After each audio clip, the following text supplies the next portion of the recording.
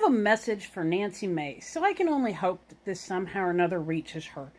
As a fellow woman who has indeed suffered from both sexual, it's been a hard life.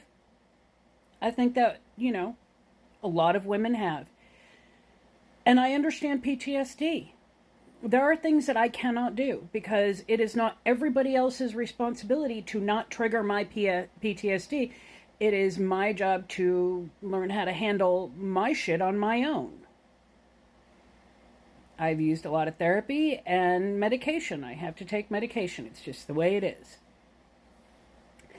But you have chosen a job where you are going to be approached in public by people asking you things like, are you going to have another town hall? And you do not get to use your PTSD as an excuse to attack that person. And then you don't get to go on Hannity later and go, oh, well, I was abused, so I get to get away with this behavior. No. I'm sorry, you don't. It is not everybody else's job around you not to trigger your PTSD. Everybody can't do that. You never know what might trigger you. I will not go into overly crowded places because I know there is a very good likelihood of that triggering me. It is not everybody else's job to fucking walk on eggshells.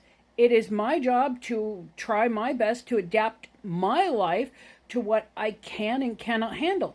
And if you cannot handle your job, then you need not be in your job. And I strongly suggest that if this is still that traumatic for you, you go get some therapy. I understand very much what it is like to be that traumatized.